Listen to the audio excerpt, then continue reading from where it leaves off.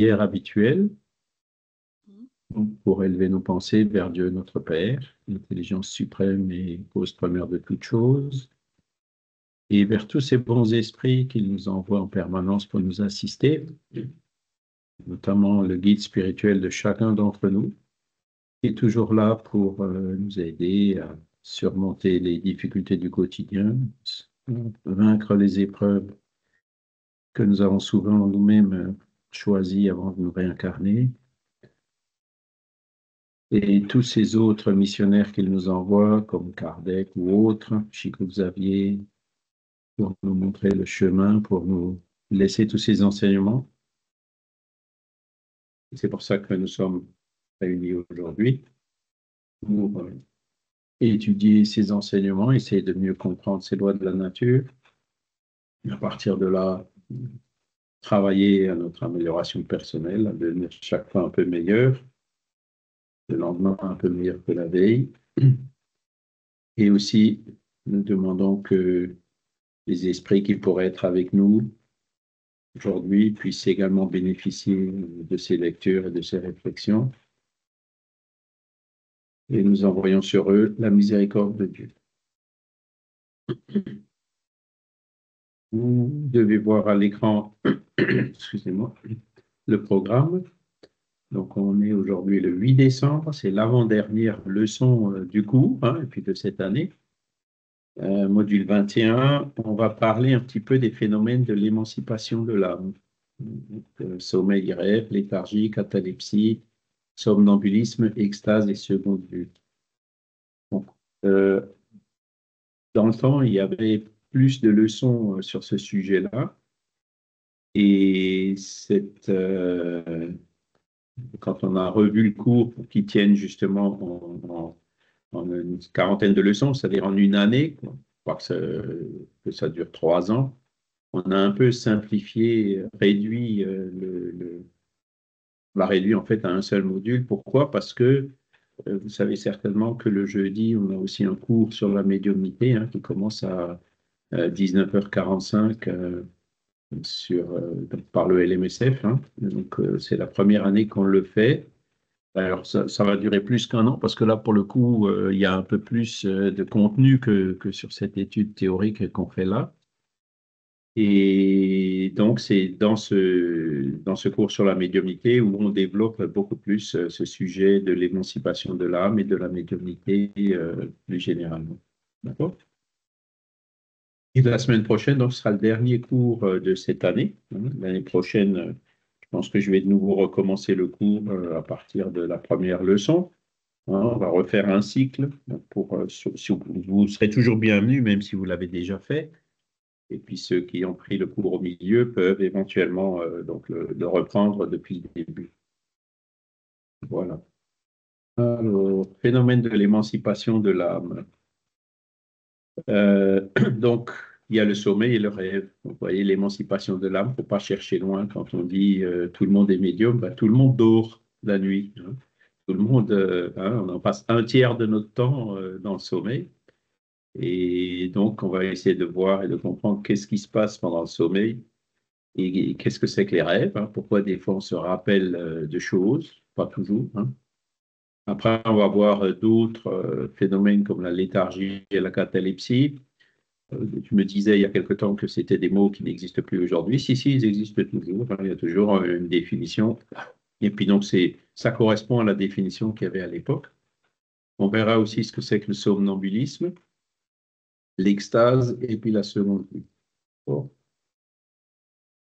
Et ces phénomènes de l'émancipation de l'âme, je le répète, quand on dit que tout le monde est médium, c'est un peu vrai, quoi, parce que tout le monde dort, tout le monde fait des rêves. Il y a d'autres formes de médiumnité douce que tout le monde a, c'est l'inspiration, l'intuition. Tout le monde a à un moment ou à l'autre une inspiration, une intuition, et tout le monde sent aussi la voix de sa conscience qui lui parle. Le problème, c'est souvent quand on n'écoute pas cette petite voix de la conscience qui, quand on a bonne conscience ou mauvaise conscience, nous fait comprendre si on est sur le bon chemin ou pas, ou si ce qu'on vient de faire, c'est plutôt bon ou pas. Mais tout ça, ce sont des formes de médiumnité que tout le monde a. Évidemment, c'est pas de la voyance, c'est pas de la clairvoyance, c'est pas de la psychométrie, c'est pas de la psychographie, hein, c'est pas des formes de médiumnité plus ostensibles, mais c'est des formes de médiumnité quand même, dans le sens de cette émancipation de l'âme.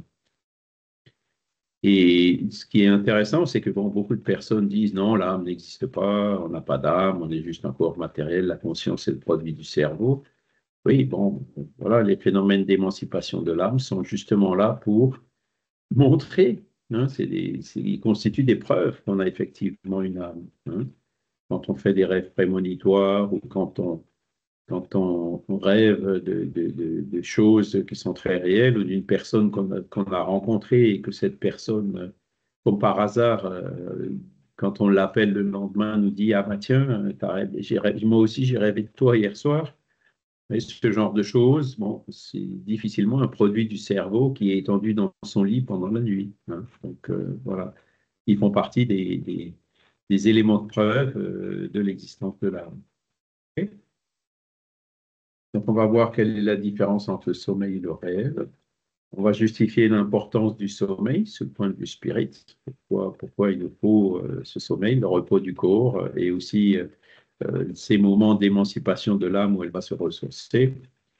On va expliquer, ça va être un peu plus rapide, hein, les phénomènes de léthargie et de catalepsie, selon la vision spirit. On va voir aussi la différence qu'il y a entre l'extase et le somnambulisme. Et on va parler un peu du phénomène de seconde vue ou de sixième sens. Alors, bon, ben, pendant le sommeil, Kardec nous demande aux esprits à la question 401, l'âme se repose-t-elle comme le corps? Réponse des esprits, non, l'esprit n'est jamais inactif. Pendant le sommeil, les liens qui l'unissent au corps sont relâchés et le corps n'ayant pas besoin de lui, il parcourt l'espace et entre en relation plus directe avec les autres esprits. Donc, voilà en 4 lignes, 5 lignes, ce qui se passe pendant le sommeil. Donc le corps a besoin de repos. Bon, ça, c'est la physiologie, la médecine qui nous l'explique, hein, pourquoi le corps physique a besoin de ce repos physique et puis quels sont les inconvénients quand on n'arrive plus à dormir, etc. Hein. Donc, le sommeil, il est utile au corps, le corps qui a besoin de se reposer. Mais l'âme, pendant ce temps, donc, elle se détache, comme il dit, hein, les liens qui l'unissent au corps se relâchent, mais évidemment ne se coupent pas complètement. S'ils se coupaient complètement, ce serait la mort, quoi. Hein, ce serait plus un sommeil. Et donc, comme le corps, il fonctionne pendant le sommeil avec tous les automatismes, hein, les battements cardiaques, la respiration et tout ça, il n'y a plus besoin de la présence de l'âme. Hein, et donc, l'esprit est libre pour parcourir l'espace comme il dit. Et on nous dit, il rentre en relation directe avec les autres esprits. Pendant qu'on dort, notre âme va voir des esprits, donc des incarnés, mais peut aussi voir et rencontrer des esprits incarnés qui, eux aussi, sont en sommeil à ce moment-là. Deux âmes qui dorment et qui viennent, qui se rencontrent. Alors, pourquoi faire? Ben, voilà, pour faire plein de choses. Ça peut être juste aller voir, visiter, parler, être ensemble. Ça peut être faire des travaux de recherche. Hein. Des grandes découvertes se font souvent comme ça. Ou c'est pour aller voir notre guide spirituel pour lui demander des conseils. On peut aller pendant le sommeil faire des cours comme on fait ici, à l'état de veille. Voilà, on a vu les missions et les occupations des esprits. Hein, en fait, c'est un peu ça, quoi. C'est-à-dire, l'âme revient temporairement dans le monde des esprits. Et heureusement, hein, heureusement, parce que c'est là où on peut justement. Alors, ça dépend. C'est comme on l'a vu dans la leçon précédente, il me semble. Voilà, les relations dans l'au-delà, c'est les lois d'affinité qui gouvernent ces rencontres. Donc, des âmes, des personnes qui ont, comment dire, des pensées basses ou des envies lourdes, voire même matérielles, sensuelles ou autres, ben, quand elles dorment, elles vont se retrouver avec d'autres âmes qui sont dans les mêmes vibrations, qui ont les mêmes genres de pensées. Alors que l'âme qui, même par exemple avant de dormir, fait une petite prière à son ange gardien pour lui demander de recevoir des conseils pendant la nuit, c'est l'inverse. Donc, elle élève ses pensées et donc, pendant le sommeil, elle ira rencontrer ben, les guides ou d'autres âmes dont les pensées sont élevées. D'accord? Et donc, je crois qu'ils le disent un peu plus loin, hein, et tous ces esprits, genre Jésus ou Kardec ou Gandhi ou autres, qui se sont incarnés sur la Terre, heureusement qu'il y a ça, parce que pendant le sommeil, elles peuvent aller se ressourcer, sortir un petit peu de, j'allais dire l'enfer, c'est un peu fort, mais sortir de ce purgatoire hein, qu'est la Terre, où il y a quand même des conditions de vibration de pensée qui sont assez difficiles pour se ressourcer un petit peu dans les mondes qui correspondent plus à leur niveau d'évolution et ensuite revenir pour continuer leur mission, quoi, hein. Revenir dans le panier de crabe, ça ne doit pas être évident. Enfin bon, ils le font, c'est ça qui est admirable. Et ils le font juste d'autant plus que pendant le sommeil, hein, hop, ils peuvent retourner, se ressourcer pour tenir de nouveau le lendemain. D'accord? Alors, question suivante, 402. C'est bien la suivante. Pouvons-nous juger de la liberté de l'esprit pendant le sommeil? Réponse, c'est par les rêves. Alors, les rêves, on n'en a pas toujours. Parfois, on en a, mais ils sont très éphémères. Si on ne les note pas tout de suite, parfois 5 ou 10 minutes après ou 1 heure après, Ah, j'ai rêvé de quelque chose, mais je ne me rappelle plus de ce que j'ai rêvé, hein. Donc, le rêve, c'est le souvenir qu'on garde de, de, de, de ces moments où notre esprit était libre, il est allé dans le monde spirituel, hein. Donc, ça vient du monde spirituel. Et donc, au moment où on se réveille, il y a une portion de ces souvenirs qui passe et qui vient jusque dans notre conscient à l'état de veille. Mais pas tout, hein, parce que c'est justement dans ce transfert entre les deux ben, qu'il y a de la perte, hein. C'est le corps qui fait une espèce de filtre et voilà, même si on s'en rappelle, souvent c'est flou, il y a des choses qui sont pas claires, c'est parfois un peu trouble, on a rêvé des choses bizarres. Ben, tout ça, ça correspond justement à cette perte qu'il y a hein, au moment où, quand on change de plan, hein, on vient du plan spirituel vers le plan matériel. Et donc, c'est entre autres la même raison qui explique pourquoi on ne se rappelle pas à l'état normal de nos vies passées. Donc là, c'est les rêves. Alors, il y a des personnes qui s'en rappellent davantage, d'autres qui s'en rappellent moins. Moi, je sais que c'est rare que je fasse des rêves. Ou quand je m'en rappelle, c'est pareil, si je ne les note pas, ben, je les oublie tout de suite. Là, par exemple, je me rappelle d'avoir rêvé quelque chose cette nuit ou plutôt ce matin. Et il faudra vraiment que je réfléchisse pour essayer d'aller rechercher ça pour me rappeler de ce que j'ai rêvé. Bon, ce n'était pas quelque chose de significatif. Alors, en général, bon, ben, on laisse, hein, on laisse passer. Mais même si on ne garde pas de souvenir du rêve, on garde quand même, comment dire, justement par l'intuition, par l'inspiration, on garde une trace de ce qu'on a vu, de ce qu'on a entendu, notamment quand ça vient du guide spirituel, ou de ce qu'on a décidé dans l'au-delà, hein. Euh, on a bien connu une personne, donc qui, je pense que je vous ai déjà raconté, c'est une dame qui était tombée enceinte et elle était diabétique. Donc évidemment, risque pendant l'accouchement d'hémorragie et de mort pour la mère. Et donc, tout le personnel médical et autres lui conseillaient de faire un avortement thérapeutique hein, pour éviter justement le risque pendant l'accouchement. Et ça l'a travaillé, hein, ne voulait pas, quoi. Et donc, c'est pendant une nuit où elle a rêvé que, enfin, le lendemain matin, elle s'est réveillée en disant non, je ne vais pas avorter. Puis en fait, donc, la grossesse et l'accouchement se sont bien passés, il n'y a pas eu de souci. Donc, elle a certainement été dans le monde spirituel pour voir son guide, l'esprit de l'enfant qui se réincarnait, le guide de l'esprit de l'enfant qui se réincarnait, les autres, les proches, les femmes. ils ont dû faire une réunion pour se dire, non, non, t'inquiète pas, on sera là, tout va bien se passer. Et c'est ça qui a fait que l'intuition qu'elle a gardée de ces moments pendant le rêve, pendant le sommeil, qui a fait que le lendemain, elle a dit non, ben, je n'avorte pas. Puis, bien sûr, personne, c'était conseillé, mais ce n'était pas imposé. C'est un exemple. On parle aussi souvent que la nuit porte conseil, qu'avant de prendre une grande décision, faut laisser passer une nuit ou deux pour, avant de vraiment la prendre, quand on peut, quand on n'est pas obligé de décider tout de suite. Eh ben, vous voyez, c'est exactement les mêmes principes qui fonctionnent, c'est-à-dire on va chercher des conseils dans le monde spirituel. Voilà. Alors, par les rêves, on voit bien que lorsque le corps repose, l'esprit a plus de facultés que dans la veille, oui, puisqu'il n'y a pas le filtre, il n'y a pas la carapace du corps matériel. Il a le souvenir du passé et quelquefois la prévision de l'avenir. Ça, on se rappelle, bon, nous, de notre passé pendant cette vie, mais on ne se rappelle pas, par exemple, des vies passées, on ne se rappelle pas du plan, du programme qu'on a fait pour cette incarnation.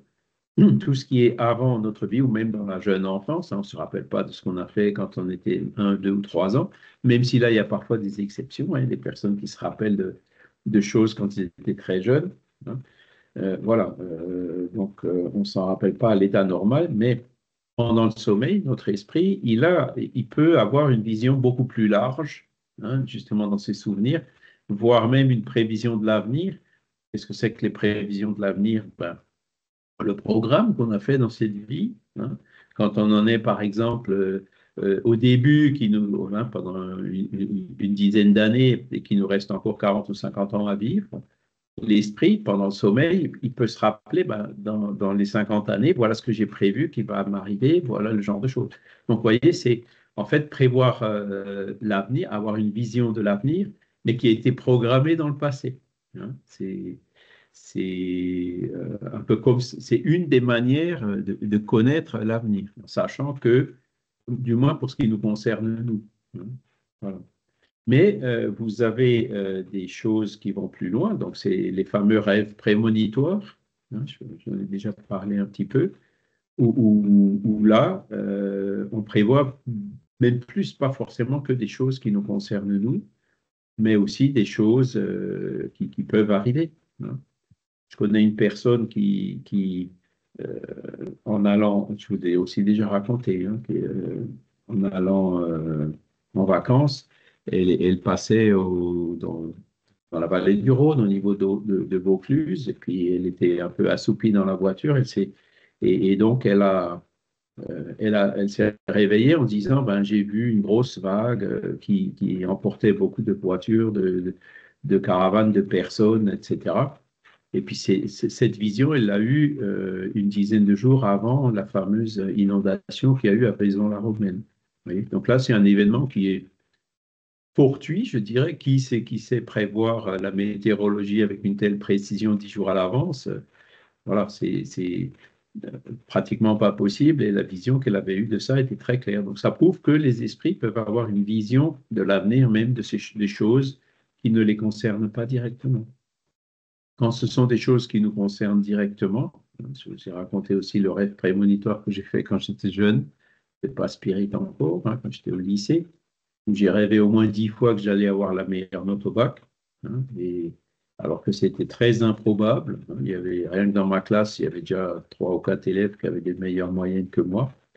Et à la fin, 2, 3 ans après, au bac, en fait, c'est moi qui ai eu la meilleure moyenne de l'Académie de Strasbourg. Vous voyez, donc, c'est quelque chose d'absolument improbable et que j'avais rêvé au moins 5, 6, 7, 8 fois. C'était un rêve récurrent qui était venu. Comment est-ce que j'ai réussi à voir ça? Ben, je ne sais pas. Enfin bon, ça fait partie justement de ces choses, de ces facultés plus élargies qu'on a dans le monde spirituel, de percevoir des choses qui, à l'état de veille, nous paraissent complètement improbables. Voilà. Il acquiert plus de puissance et peut entrer en communication avec les autres esprits, soit dans ce monde, soit dans un autre. Donc, vous voyez, on peut voir d'autres esprits ici sur la Terre, on peut même aller sur Jupiter, voir rencontrer d'autres esprits sur Jupiter, hein. Donc ça, quand on est libre, on est libre, hein.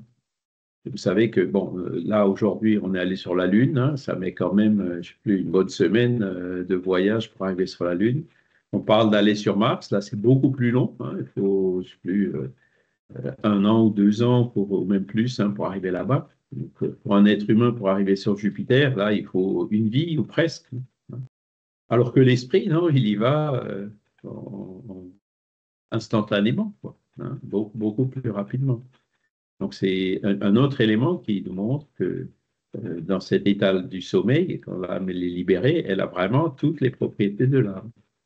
Il y a une seule différence, c'est que il y a un lasso, hein, la fameuse corde d'argent, que les esprits, enfin les personnes, les médiums qui voient les esprits arrivent à détecter, que les esprits eux-mêmes aussi arrivent à voir. C'est comme ça qu'ils font la différence entre un esprit qui est incarné et un esprit qui n'est pas incarné. C'est que l'esprit incarné, il y a toujours un lien, une corde d'argent, comme ils le décrivent dans ce qu'ils voient, qui relie l'esprit avec le corps. Et donc, qui fait que ben, voilà, si on se réveille, hop, l'esprit revient instantanément dans son corps, même s'il est sur Jupiter. Le sommeil délivre en partie l'âme du corps. Quand on dort, on est momentanément dans l'état où se trouve d'une manière fixe après la mort. Alors, c'est ce qui faisait dire à un auteur, on meurt un peu tous les jours. Toutes les nuits, on meurt, hein. C'est une sorte de mort, notre esprit qui se libère, hein. Le rêve est le souvenir de ce que votre esprit a vu pendant le sommeil. Là, ils sont clairs, hein. Il y a une partie de ce qu'on a vu qui arrive quand même à passer et à revenir dans la matière, une partie. Mais remarquez que vous ne rêvez pas toujours parce que vous ne vous souvenez pas toujours de ce que vous avez vu ou de tout ce que vous avez vu. Ce souvenir qu'on a, il est partiel, hein, ou il peut être, comment on dit, flouté, hein. Il peut être troublé. Il ne se souvient pas de ce qu'on a vu. Ça, c'est quand il n'y a pas de rêve du tout, ou pas de tout ce qu'on a vu. Ce n'est pas votre âme dans tout son développement, ce n'est souvent que le souvenir du trouble qui accompagne votre départ ou votre rentrée, auquel se joint celui de ce que vous avez fait ou de ce qui vous préoccupe dans l'état de veille. Donc, c'est ce qu'ils disent. En fait, on se rappelle davantage soit du départ, soit du retour, hein. C'est euh, la partie du rêve qui se produit quand on n'est pas encore tout à fait endormi ou quand on est sur le point de se réveiller, hein. C'est cette difficulté que je vous signalais tout à l'heure, hein, de transfert de cette mémoire qu'on a, hein, de notre esprit, hein, de notre soi, hein, qui n'arrive pas toujours à venir de façon claire et complète dans notre moi conscient. Voilà. Vous le saviez que vous étiez allé vous balader cette nuit? Oui. Ah ben, ouais, vous y étiez, on s'est peut-être même vu, hein, en disant Charles, réveille-toi pour pas commencer le cours en retard, hein. Vincent? On peut avoir aussi l'impression d'une vaste supercherie, puisque alors, tous les événements du passé, du présent et du futur se passent en même temps, parce que nous, on a l'impression de passé, de présent et de futur, alors qu'apparemment, tout se passe en même temps. Et c'est pour ça qu'on a accès aux événements futurs, qu'on a accès au passé, qu'on a accès à beaucoup de choses. Et puis, quand on prend conscience de ça, on peut se dire, mais quel est le sens de la vie, puisqu'on a accès à toutes ces informations, que tout se passe en même temps? Quel est le sens de tout ça? Euh, alors ça, c'est une question un peu plus complexe, hein. Nous, ici, à l'état incarné, il y a un temps linéaire, tu vois. Là, je suis dans le club des 6, hein, bientôt dans le club des 6 et demi. J'aimerais bien avoir 17 ans en même temps aujourd'hui, mais malheureusement, j'y arrive pas, hein. Je suis dans le club des 6 et demi, je peux pas retourner dans le club des 16-17, hein. Tu vois ce que je veux dire, hein? Donc ici, à l'état incarné, c'est clair, on a un temps linéaire, hein, qui est caractéristique de la matière. Alors, ce que tu dis, c'est, en fait, ramène des indications. Quelle est la notion du temps dans le monde des esprits? Et c'est là où c'est beaucoup plus compliqué. Est-ce que tout est toujours simultané pour eux? Euh, on ne sait pas, en fait, hein. Le seul scientifique qui a fait des études là-dessus, hein, c'est Régis Duteuil. Je ne sais pas si ça vous dit quelque chose. L'homme superlumineux, l'univers superlumineux. C'était dans les années 90.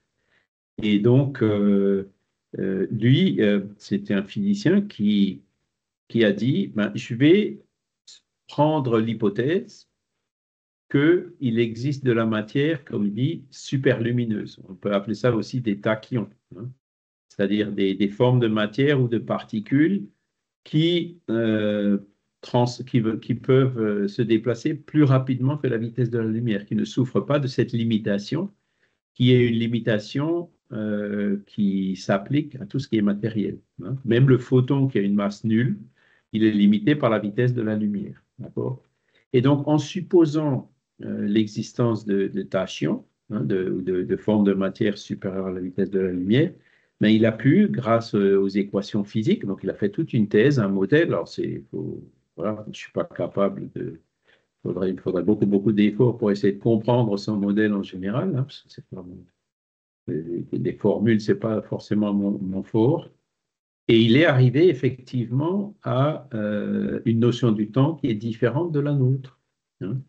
Il dit que le temps, en fait, dans ce monde super lumineux, dans cet univers super lumineux, il a deux formes. Une qui ressemble au temps linéaire qu'on a ici dans le monde matériel, et une autre qu'il appelle, c'est une notion du temps vécu, hein. C'est-à-dire, c'est un peu comme, alors là, je vais quand même utiliser un peu des mots un peu mathématiques, une intégration du temps de moins l'infini jusqu'à aujourd'hui, hein. Alors j'ai longtemps réfléchi, je me suis dit, en gros, c'est la somme, hein, c'est en fait toute la mémoire de depuis qu'on a été créé jusqu'à aujourd'hui, hein, c'est une autre notion du temps, enfin, qu'il appelle temps. Mais quand on réfléchit un peu, on peut se rendre compte que cette notion-là, ça représente quelque part aussi, ou c'est lié à notre degré d'évolution, à notre niveau d'évolution, hein. Et comme on l'a vu plusieurs fois, notamment dans le cours précédent, c'est le niveau d'évolution qui, en fait, fait que les esprits se retrouvent dans un milieu en infinité avec ce niveau d'évolution de façon naturelle ou automatique, hein. C'est le niveau d'évolution qui classe naturellement, hein, les esprits.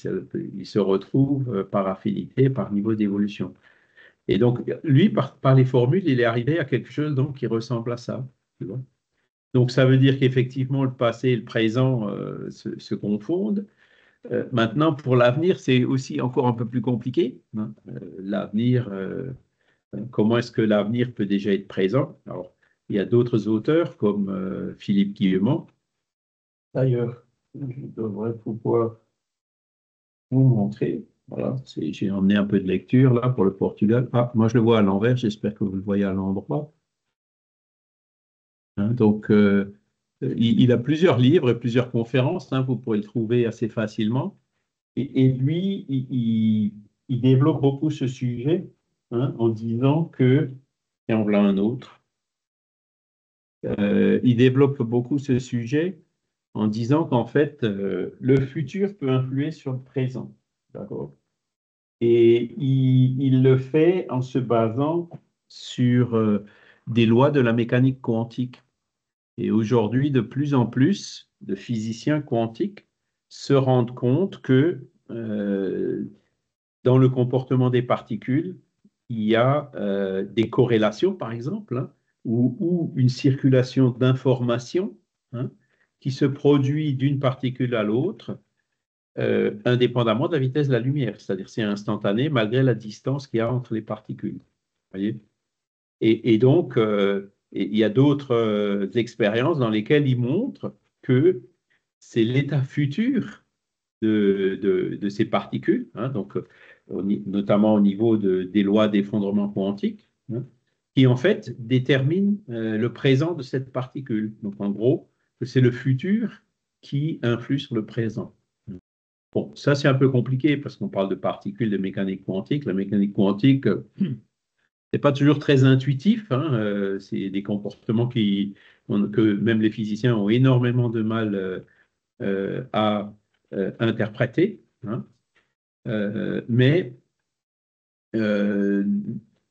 une approche plus simple qu'on peut avoir et dont justement Philippe Guillemot ne parle pas trop, c'est ce qu'on appelle le programme qu'on a fait avant de se réincarner, hein, ce qu'on a vu dans les lois de réincarnation.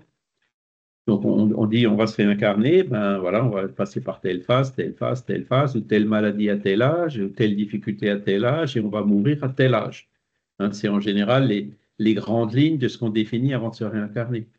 Donc là, ce sont des choses qu'on a définies, programmées pour le futur. Donc c'est bien pour l'avenir. Et donc cet avenir, quand l'esprit a cette vision plus large, comme je vous l'ai dit, ben, il arrive très bien à voir le programme de l'avenir. Je vais vous donner un exemple encore un peu plus terre à terre. Hein. Le 29, non, le 30 et 31 mai et le 1er juin, il va y avoir le symposium à Végimont en Belgique l'année prochaine. D'accord? C'est un événement qui a lieu dans le futur.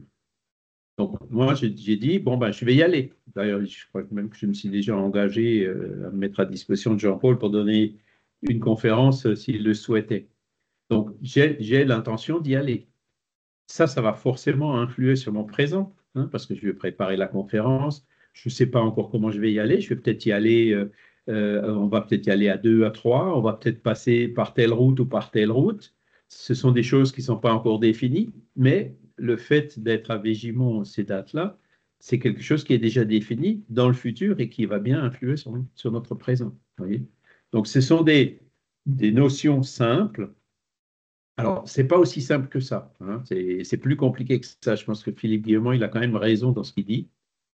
Mais on peut expliquer de façon simple comment le futur peut agir sur le présent grâce justement à ces programmes, à ces projets qu'on a fait pour l'avenir.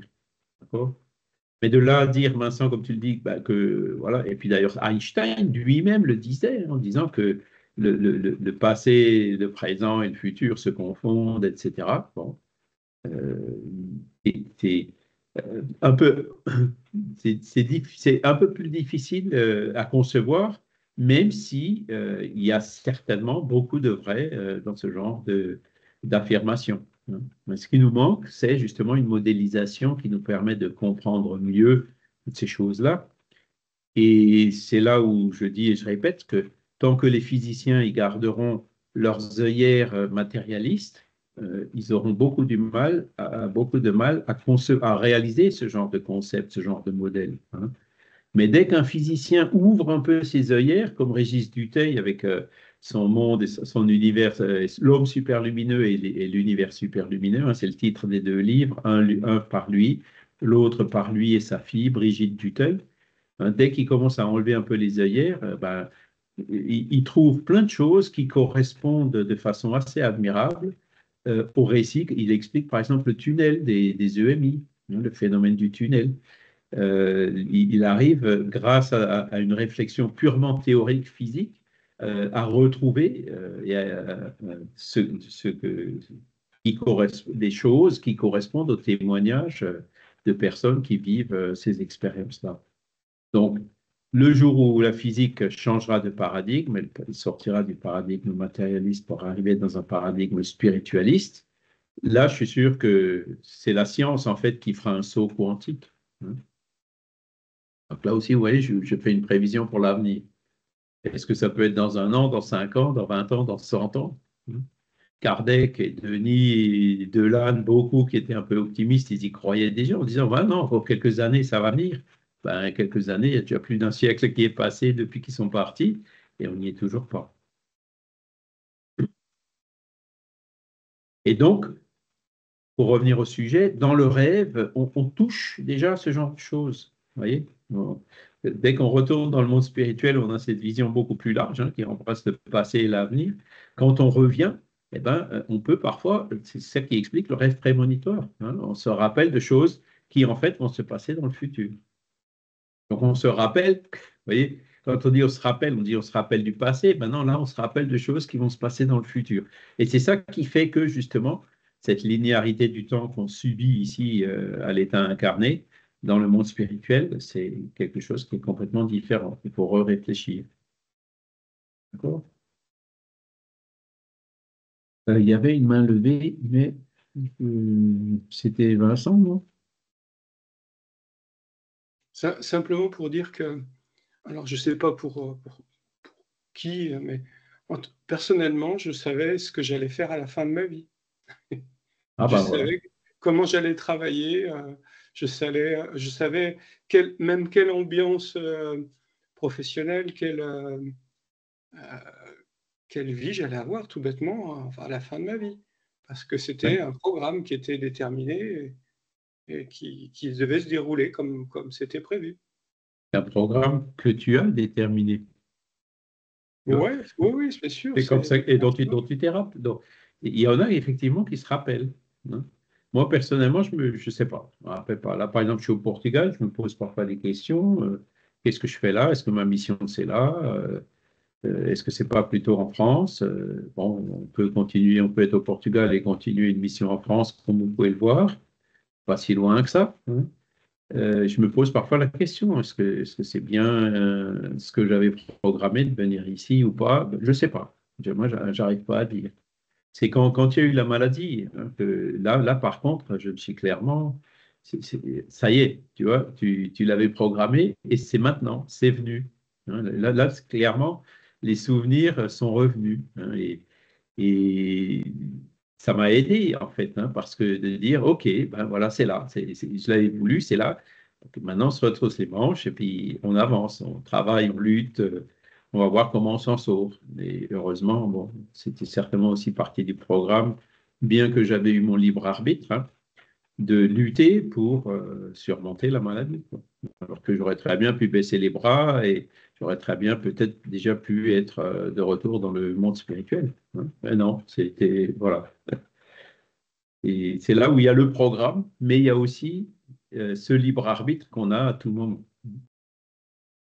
Mais c'est vrai que le fait de se rappeler, ça nous aide, ça aide, hein, en disant, ben, c'est pas quelque chose comment dire, pourquoi moi, ouais, ce genre de réaction que souvent les gens ont, de se révolter, qui en fait n'aide pas, au contraire, ça nous handicape, quoi. La révolte, quand on est révolté, au lieu de se rapprocher des guides spirituels, on s'en éloigne, hein. Donc, non, alors que quand on dit, ah ben ça y est, ok, je vais faire face et tout, le coping, comme on dit dans le langage des psychologues, hein, la manière d'accepter la maladie et de la surmonter, elle est beaucoup plus forte, quoi. Il y a beaucoup plus de chances de s'en sortir que quand on baisse les bras, ou quand on se plaint, ou quand on pense qu'on subit une injustice, etc.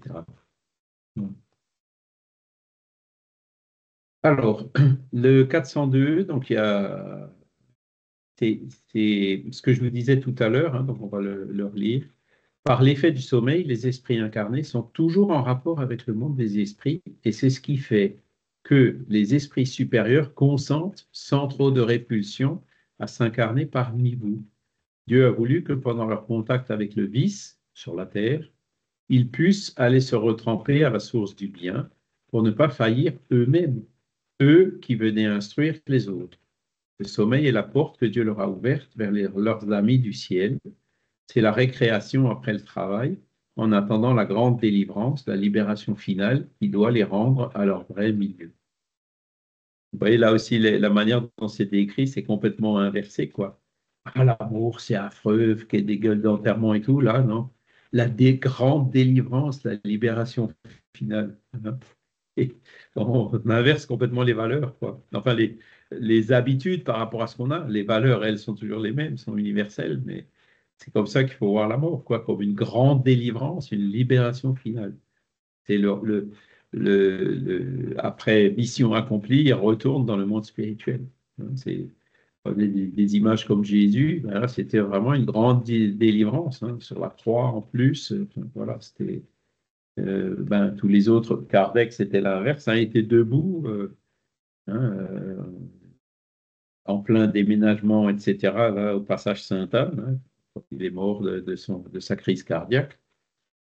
Voilà, mission accomplie, il est parti. C'est comme ça qu'il faut le voir. Hein. C'est pas comme quelque chose, une perte irrémédiable, un deuil. Euh, hein, et d'ailleurs, il y a certaines régions de France, hein, ou certains pays où les traditions sont un peu inversées. Non, ils s'habillent peut-être un peu en noir pendant les enterrements et tout, mais après l'enterrement, en fait, ils se réunissent et ils font une fête. Et pas seulement entre la famille, mais entre les personnes qui étaient là, les amis, etc. Hein, je me souviens quand j'étais classe prépa, donc je sais pas, 17, 18 ans, ben, il y a un des collègues de classe, en fait, il est mort comme ça subitement d'une embolie pulmonaire. Pareil, il était dans les couloirs du lycée. Et puis, bon, ben, il est tombé. Et puis, quand ils sont venus le chercher, en fait, il était déjà mort. Et il habitait dans une région de Lorraine, hein, et on est allé participer à l'enterrement. Et après l'enterrement, la famille a fait une fête. Ils nous ont remercié d'être là. Ils étaient contents de nous connaître, etc. Donc, mais c'est pas les gueules d'enterrement et hein, comme on peut voir par la tristesse qui n'en finit plus, etc. Donc, ils ont déjà une vision un peu plus de ce sens de la grande délivrance, la libération finale. Et il y a des pays comme la Thaïlande, par exemple, où c'est un peu la même chose, quoi. Il y a ce genre la vision, elle n'est pas comme celle qu'on a cultivée dans notre culture, influencée par le matérialisme. Le sommeil a été donné à l'homme pour la réparation des forces organiques et pour celle des forces morales. Pendant que le corps récupère les éléments qu'il a perdus par l'activité de la veille, hein, va se reposer, les muscles qui se refont, les toxines qui se libèrent, etc., hein, l'esprit va se retremper parmi les autres esprits. Il puise dans ce qu'il voit, dans ce qu'il entend et dans les conseils qu'on lui donne, des idées qu'il retrouve au réveil à l'état d'intuition. Donc, ce n'est pas toujours les rêves très clairs, mais c'est l'intuition nous en reste. L'intuition, c'est justement un canal entre le monde spirituel, hein, entre le soi et le moi, hein, entre le monde spirituel et le monde incarné. C'est le retour temporaire de l'exilé dans sa véritable patrie. Hein. C'est quand on arrive à retourner temporairement, hein, dans le monde des esprits. C'est le prisonnier du corps physique, hein, momentanément rendu à la liberté. Alors, quelle heure est-il? 6. On va parler aussi un peu de la léthargie et de la catalepsie. Hein. Donc ça, ce sont des phénomènes qui avaient beaucoup été observés à l'époque. Les magnétiseurs s'étaient rendus compte qu'ils pouvaient mettre certains sujets en état de léthargie et de catalepsie. Et donc, qu'est-ce que c'est? C'est la perte momentanée, pardon, de la sensibilité du mouvement. Elle diffère en ce que dans la léthargie, la suspension des forces vitales est générale et donne au corps toutes les apparences de la mort. C'est quelqu'un qui est complètement, voilà, comme s'il n'était plus là. Alors que dans la catalepsie, elle est localisée et peut affecter une partie plus ou moins étendue du corps, de manière à laisser l'intelligence libre de se manifester, ce qui ne permet pas de la confondre avec la mort. La léthargie est toujours naturelle, la catalepsie est parfois spontanée. Alors la catalepsie, c'est par exemple un membre qui se raidit complètement. Vous avez certainement déjà vu des expériences où, alors par l'hypnose, hein, ou par le magnétisme, on fait rentrer une personne, un sujet suggestible, hein, dans un état de catalepsie, et la personne, elle est tellement raide en fait que ils arrivent à poser le bout des pieds sur une chaise et la tête sur une autre chaise, et le corps, il se plie pas, quoi, il reste complètement raide. Hein. Ça, c'est typiquement un état de catalepsie, quand le corps entier peut être raidi comme ça. La léthargie, donc, ça va un peu plus loin, c'est-à-dire que euh, dans la léthargie, alors je ne suis pas un grand spécialiste, hein, mais dans la léthargie, euh, bon, la personne vit encore, évidemment, donc forcément elle respire, mais il peut y avoir des ralentissements du rythme de respiration, de battement ou des respirations tellement faibles qu'on a du mal à les détecter, quoi. Mais la personne n'est pas morte, elle peut revenir. Et donc, quand vous regardez sur Wikipédia, vous verrez que les mots, en fait, existent quand même, et existent toujours et décrivent des états qui sont similaires. Donc, qu'est-ce qui se passe dans ce genre d'état? Ben, c'est toujours pareil, c'est-à-dire que vous avez l'âme, hein, qui est quelque part libérée du corps. Alors, pourquoi est-ce que le corps se raidit ou le membre se raidit? Ça, c'est une autre question, hein. C'est justement la physiologie qui devrait l'expliquer, parce que essayez, hein, de vous appuyer sur la nuque et puis sur les talons et de rester raide, hein. En voulant le faire, vous n'y arrivez pas, hein. Vous n'avez pas la force et les muscles pour le faire. Or, dans un état de catalepsie, il y en a même qui en font un spectacle, on y arrive, hein. Donc là, vous voyez, il y a plein de choses qui sont très intéressantes, seraient très intéressantes à étudier par la médecine, et donc qui forcément sont liées au contact, au degré de contact entre l'âme et le corps. Ça permettrait probablement d'avancer un peu pour mieux comprendre justement cette interaction entre l'âme et le corps. D'accord. Donc ça, c'est la léthargie et la catalepsie et le somnambulisme. Alors le somnambulisme, c'est pareil. Est-ce que vous avez déjà vu un somnambule? Hein, on n'en entend presque pas parler, hein, en ce moment, alors qu'à l'époque, il y avait des somnambules partout, hein. Moi, c'est pareil, quand j'étais jeune, ça faisait partie de mon programme, même quand j'étais pas spirit, de me préparer à la suite. J'ai eu des épisodes de somnambulisme naturel la nuit, hein. Je ne me suis évidemment pas vu marcher avec les bras comme ça, je n'allais pas sur les toits ni rien comme ça, même si ce sont des choses qui existent, hein. Mais quand j'étais en colonie de vacances, une nuit, hein, je me suis réveillé et puis je me suis dit, tiens, qu'est-ce qui se passe? Il y a quelqu'un dans mon lit, etc. Et puis, donc, quand j'ai regardé, en fait, c'est moi qui étais dans le lit de mon voisin, avec mon sac de couchage dans son sac de couchage. Ne me demandez pas comment j'ai fait, mais voilà. Donc, pendant la nuit, je me suis levé, et puis en revenant, je me suis certainement trompé de lit, hein, et je me suis retrouvé dans le lit du voisin. Et la même nuit, un peu plus tard, je me suis réveillé, j'étais dans le lit du voisin de l'autre côté. Heureusement qu'il n'y avait que des garçons. Enfin bon, donc c'était un épisode de somnambulisme naturel que j'avais vécu. Christiane? Alors le micro, il est coupé. Voilà, alors donc, moi je peux vous raconter une petite histoire. J'étais très jeune, j'avais 18 ans, j'étais mariée et une nuit, je me suis réveillée, mon mari n'était plus à côté de moi. Alors bien sûr, ça m'a surpris, je me suis assise dans mon lit et je l'ai vu, effectivement, il n'avait pas les bras tendus devant lui, il était tout à fait normal, sauf qu'il faisait n'importe quoi. Alors ça m'a impressionnée, j'ai eu peur un peu quand même, hein, et je n'étais évidemment pas spirit à l'époque. Et je l'ai simplement appelé, je lui ai dit: «Raymond, viens près de moi, viens te recoucher».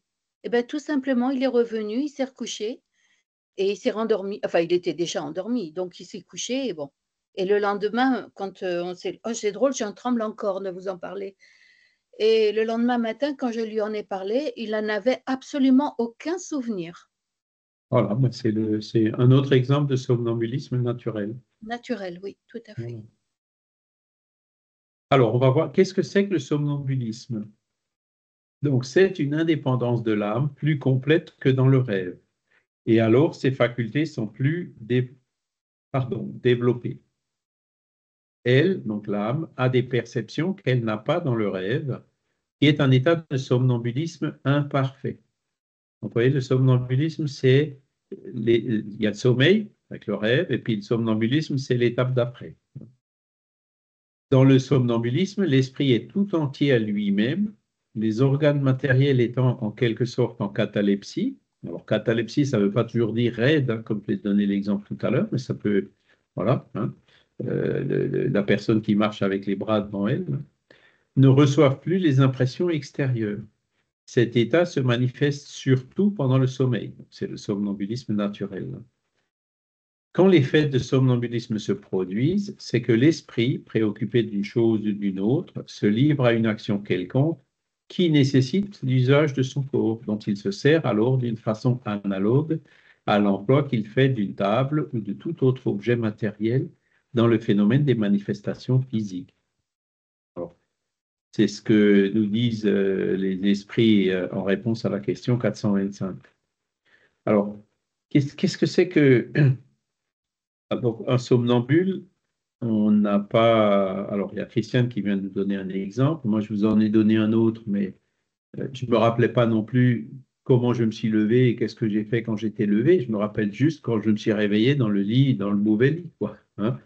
Donc, comment je suis arrivé dans ce mauvais lit, je ne me rappelle absolument pas. D'accord? Donc, une des caractéristiques du somnambule, c'est que il fait des choses et quand il sort de l'état de somnambulisme, qui revient à l'état de conscience et de veille, il ne se rappelle pas de ce qu'il a fait. C'est une des caractéristiques du somnambule. Stéphane? Dans le cas aussi d'une situation où la personne ne se rappelle pas de ce qu'elle a dit sans forcément se déplacer et qu'elle s'est exprimée, on va dire, avec pleine conscience au cours du sommeil, de son sommeil. Et quand elle revient, elle ne se rappelle pas du tout de ce qu'elle a pu dire. Donc il n'y a peut-être pas forcément de déplacement physique dans le somnambulisme. Alors, oui, c'est ce que je voulais dire en fait. Les somnambulismes à l'époque, les somnambules à l'époque, mais on en connaît plusieurs exemples, hein. Il y a par exemple Céline Jaffé qui était somnambule. Et d'ailleurs, elle exerçait comme profession ce somnambulisme. Et elle avait un magnétiseur, je ne me souviens plus si c'était M. Roustan ou M. Fourtier, qui en fait l'assistait et c'est lui qui, en la magnétisant, la faisait tomber dans cet état de somnambulisme. Donc, physiquement, elle était assise sur une chaise ou dans un fauteuil, hein, son corps en tout cas était assis là. Et pendant l'état de somnambulisme, c'est-à-dire que son esprit arrivait à sortir de son corps, hein, eh ben c'est son esprit à elle, à Céline Jaffé, qui percevait, qui voyait les choses, qui se déplaçaient pour aller voir des choses ailleurs, par exemple, hein. Et dans l'état de somnambulisme, en fait, même quand l'esprit est en dehors de son corps, il peut parler, il parle. Le somnambuliste, il parle et il décrit ce qu'il voit. D'accord?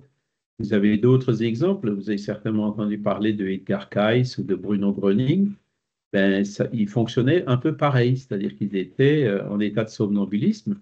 Et donc, c'est quand leur esprit était en dehors de leur corps et qu'ils avaient devant eux, par exemple, la personne qui était malade, ils voyaient la personne malade avec les yeux de leurs esprits. Donc, ils voyaient le père-esprit, ils voyaient les zones qui étaient perturbées, etc. Et ils arrivaient donc à décrire, ah ben, vous avez un problème à tel et tel endroit, et voire même avec l'expérience et la connaissance de l'esprit, de dire, d'indiquer les remèdes, ou voire même éventuellement de faire un travail de passe magnétique pour essayer d'aller vers la guérison, quoi. Et il y a d'autres cas du somnambule où c'est du somnambulisme qu'on dit médiumnique, l'esprit est en dehors de son corps, et il y a d'autres esprits qui sont là et qui l'aident. Donc là, quand il y a d'autres esprits qui s'en mêlent, le somnambulisme devient médiumnique. Et c'était le cas de, je crois que c'était Bruno Gröning qui me disait, il y a le professeur qui est là et qui m'aide et qui me dit telle et telle chose vous concernant. Vous voyez? Donc, voilà ce que c'est que le somnambule. Alors, ce qui est bizarre, c'est qu'aujourd'hui, on n'en voit plus, hein. Moi, en tout cas, je ne connais pas de somnambule aujourd'hui. À l'époque, il y en avait à tous les coins de rue, hein, qui donnaient des consultations pour des choses et d'autres. Aujourd'hui, enfin, moi, personnellement, je n'en connais pas, hein. J'ai plus entendu parler de ce somnambulisme-là. Alors, pourquoi? Ça peut paraître quand même assez bizarre, hein, quelque chose qui était quand même assez remarquable, hein, et qui a été, qui est tombé un peu en désuétude dans l'intervalle. En fait, je ne sais pas, je ne saurais pas vous dire pourquoi. À l'époque, il y avait tellement de somnambules, aujourd'hui, il y en a beaucoup moins. Mais en tout cas, ça fait partie de ces phénomènes de l'émancipation de l'âme. Alors, je vais vous citer un cas de Madame Roger.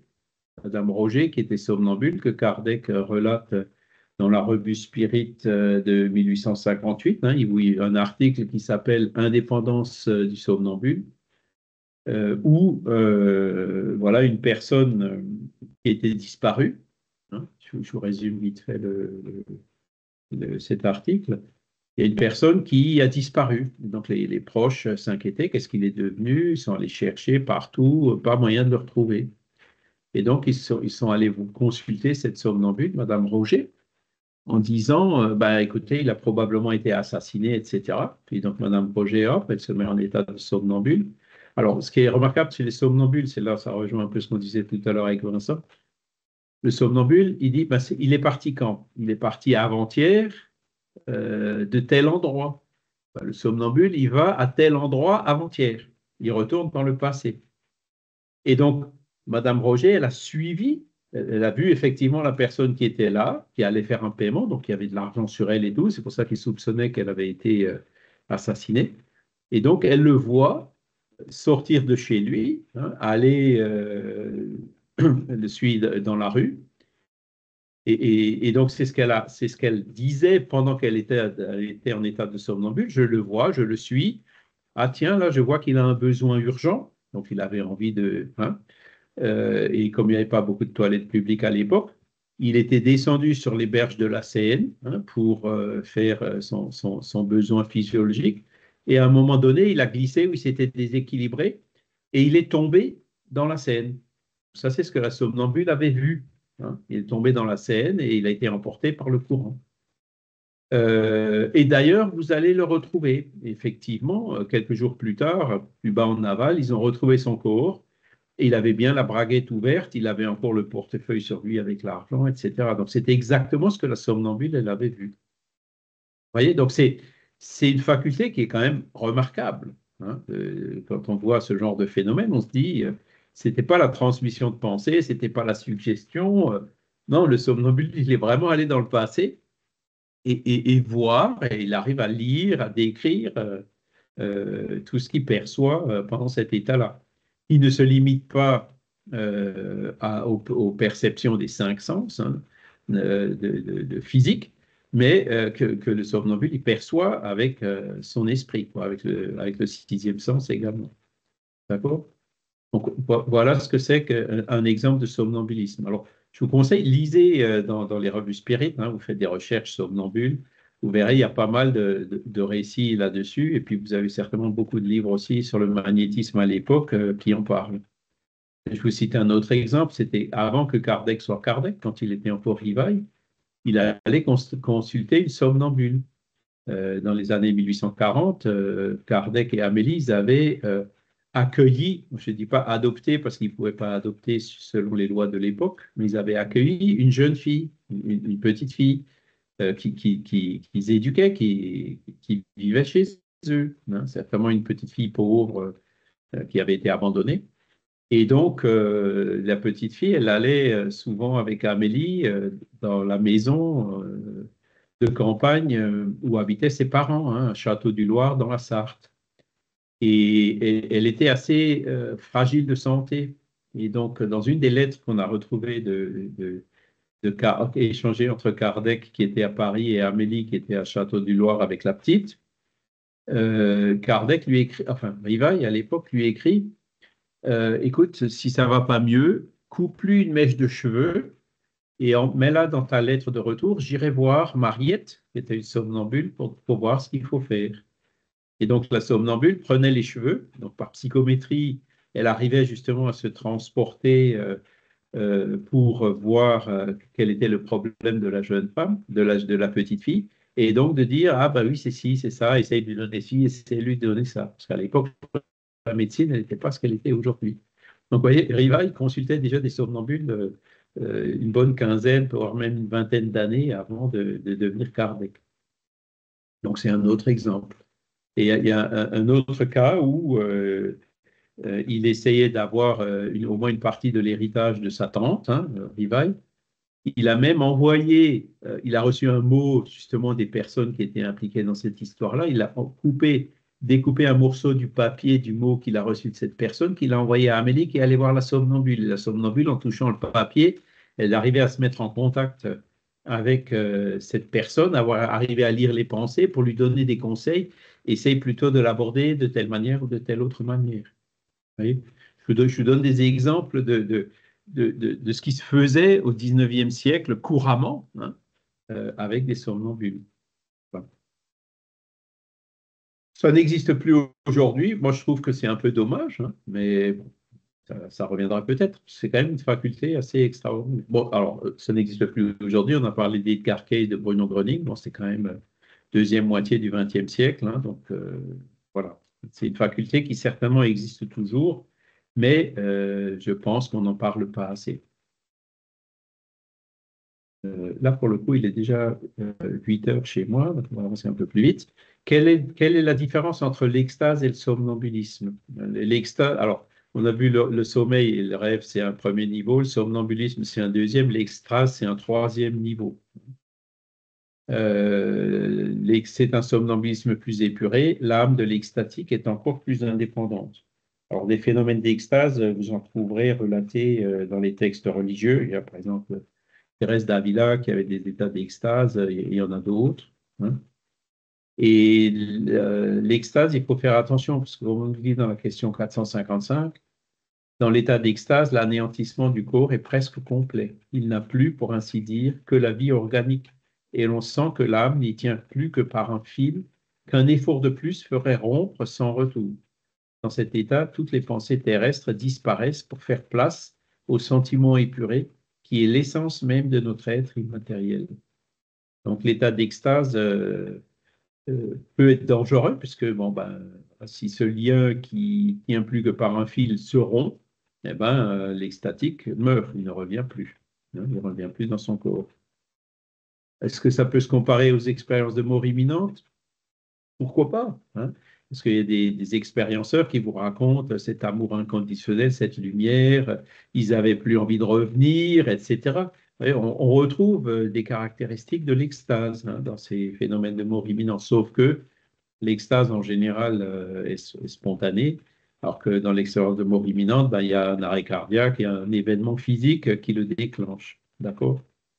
Et j'ai vu un jour Roger Pérez, je ne sais pas, je crois qu'il n'y a personne de vous qui l'a connu, qui était dans un état d'extase. Ben, quand il est revenu à lui, il était complètement dégoûté. Il a dit, ah, c'est affreux de revenir dans ce corps horrible, ça me dégoûte. C'est là où on voit vraiment que ça ne tient plus qu'à un fil. Voilà. Le phénomène désigné sous le nom de seconde vue a-t-il du rapport avec le rêve et le somnambulisme? Réponse des esprits, tout cela n'est qu'une même chose. Ce que tu appelles seconde vue, c'est encore l'esprit qui est plus libre, quoique le corps ne soit pas endormi. La seconde vue est la vue de l'âme.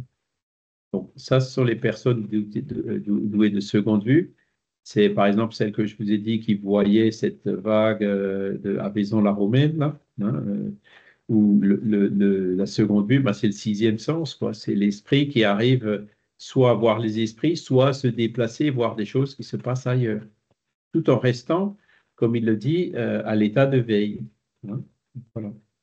Donc, le phénomène s'explique de la même façon que le sommeil, c'est-à-dire que notre âme, elle arrive à prendre un peu de liberté tout en restant conscient, hein, et donc à non plus voir avec les yeux, mais à percevoir directement avec l'âme, avec le Père Esprit, hein.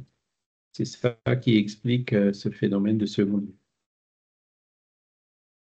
Et donc la puissance de la seconde vue varie depuis la sensation confuse jusqu'à la perception claire et nette des choses présentes ou absentes, hein. À l'état rudimentaire, elle donne à certaines gens le tact, la perspicacité, une sorte de sûreté dans leurs actes qu'on peut appeler la justesse du coup d'œil moral, hein. Donc, c'est des personnes qui... Ça fait partie d'ailleurs de l'intelligence spirituelle, hein, quand vous regardez la définition de l'intelligence spirituelle, et justement cette perception au-delà des cinq sens, quoi, hein, utiliser justement ces puissances de l'âme par les phénomènes de l'émancipation, donc pour avoir une vue plus globale d'une situation et donc de prendre des décisions autrement qu'en ayant toujours le nez dans le guidon, comme on dit. Voilà. Est-ce que vous avez des questions?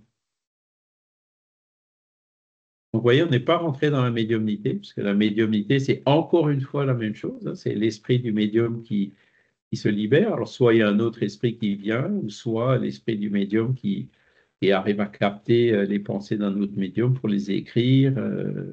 Voilà, tous ces phénomènes d'émancipation de l'âme sont liés entre eux, hein. C'est les puissances de l'âme, comme dit Léon Denis dans le chapitre, c'est la troisième ou la quatrième partie du problème de l'être et de la destinée, hein.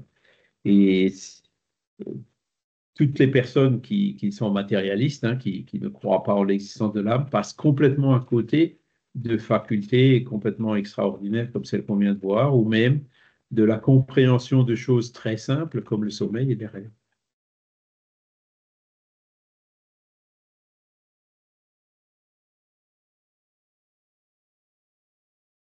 D'accord?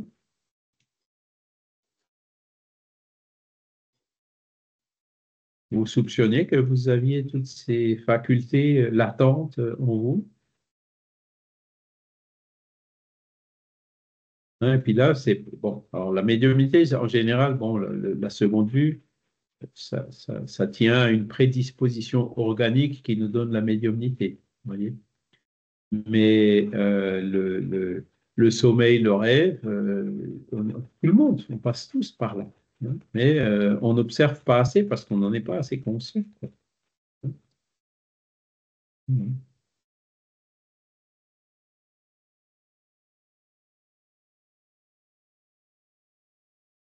Voilà. Ouais, bah, écoutez, je vous conseille, vous pouvez lire le reste du texte, hein, et vous avez toutes les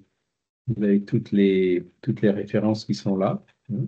Et puis, pour approfondir un peu le sujet, et puis aussi, bon, alors le cours de la médiumnité, on en a déjà à la leçon 40, mais bon, si vous voulez, si vous y êtes pas encore, si vous voulez le rejoindre, vous pouvez, hein. Donc, c'est tous les, les jeudis soirs à 19h45.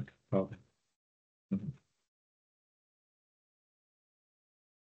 Bon, écoutez, si vous n'avez pas d'autres questions, voilà, il ne reste plus qu'à remercier encore une fois les bons esprits d'avoir été avec nous aujourd'hui, de nous avoir permis de comprendre toutes ces facultés extraordinaires et latentes qui sont en nous, qui sont en fait tout simplement naturelles et qui peuvent nous aider énormément à évoluer, à faire le bien, à aider les personnes autour de nous dans ce sens donc d'amour et de solidarité fraternelle.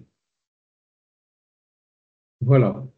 Je vous remercie infiniment pour votre participation. Donc, la semaine prochaine, on aura la dernière leçon du cours, du programme, qui est sur le mouvement spirit. Je vous rappelle, bon, le fascicule, si vous ne l'avez pas, je peux vous le renvoyer encore une fois en PDF. Si vous préférez lire sur du papier, on l'a imprimé, hein, donc Jean-Pierre, il pourra vous procurer ce fascicule imprimé sous forme de livre. Voilà, il ne me reste plus qu'à vous souhaiter une excellente journée. Merci. Une excellente semaine. À vous aussi. Merci beaucoup, Charles. Merci beaucoup. Charles. Merci, Charles. Je vous dis à Merci. bientôt. Charles. Bon dimanche à tous. Bon dimanche À bientôt. à tous. Bon dimanche. Salut. Au revoir. Merci Au beaucoup. revoir. Bon dimanche. Au revoir.